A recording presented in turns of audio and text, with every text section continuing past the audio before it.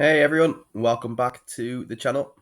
So this last Sunday we saw Jey Uso win the Royal Rumble, and at Monday Night Raw we saw he has a decision to make whether it be Gunter or Cody Rhodes who he faces at WrestleMania. Not gonna lie, I was a bit cagey and wary of Jey Uso winning the Royal Rumble. Wasn't sure at the time if he was the right person, but for a number of reasons that I'll explain now, I think he is the right person to go with. First off, he is man of the people. His entrance is fire right now. Everyone's eating as he comes down the aisle. He's coming to the ring with rappers. Uh, Reminds me very much of Edge. To cross compare when Edge kind of broke away from Christian, and remember Edge used to come through the crowds and kind of just basically skyrocketed. Obviously, Edge wasn't a babyface as such, though. But yeah, I think Jey Uso, in terms of baby faces in the company, you've got Cody Rhodes, who's by far the number one, and then outside of that, there's no real clear contenders. I mean, you got LA Knight, but the rest are kind of anti-heroes like your CM Punks and your Drew McIntyres and your Randy Ortons. So I think Jey Uso, given that John Cena is going to retire at the end of this year, right? That he could be a potential replacement when it comes to merchandise with the glasses and the t-shirts and the look.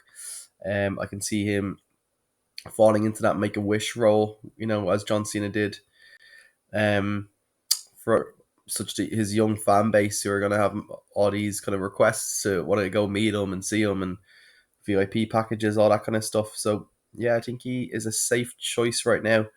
He's so over, really over because of the bloodline story, right? Be interesting to see as well how Jimmy Uso fits into this going forward. Will he carve out his own path, or yeah, what would he do? Would he become a villain again and be his arch nemesis, or yeah, his own path? So yeah, I can see basically Jey Uso taking over from John Cena going long term.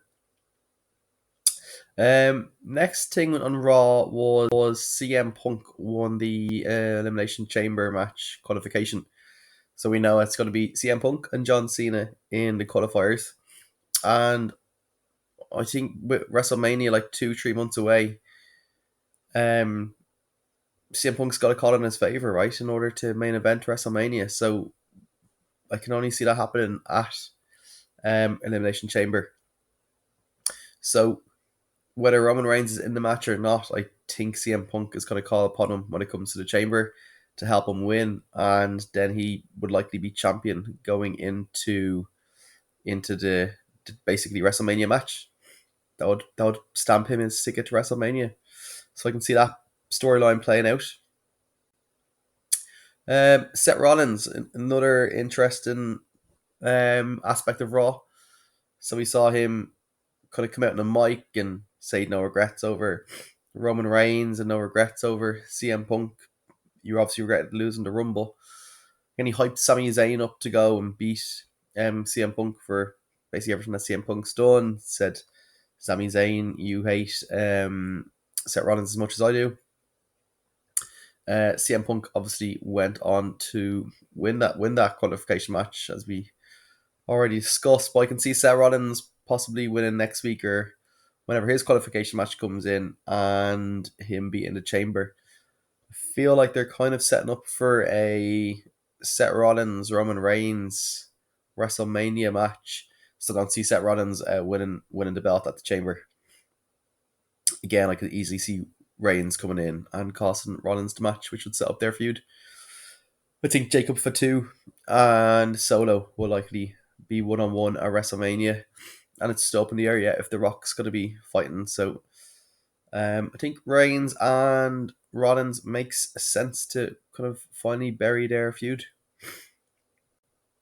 Just want to, in terms of Raw, I want to shout out rather Jackieredmond. I think she's doing a phenomenal job at each of these Raws ever since Netflix era came in. She reminds me very much of like Megan Levy in the UFC. You learn a lot more about wrestlers through her interviews. She's there ringside cage or not cage ringside analysis rather, getting their reactions straight away after their matches, before their matches.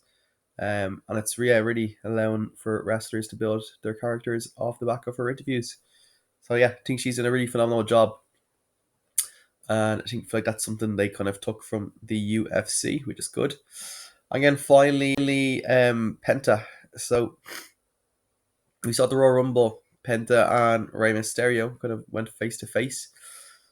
Not saying this is likely, but I could definitely see a WrestleMania match with them this year.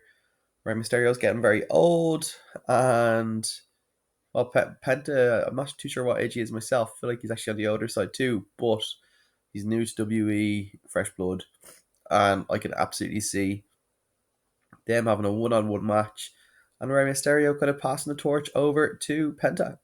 I've got a bit of a head cold, so sorry about some of the audio, but I would absolutely love to hear what your guys' thoughts are on the build up to WrestleMania. Who do you think Jey Uso will fight or challenge for the title? Do you see Roman Reigns and Seth Rollins going head to head at Mania? Do you think Jey Uso was a good Royal Rumble pick? And what's your thoughts on Penta?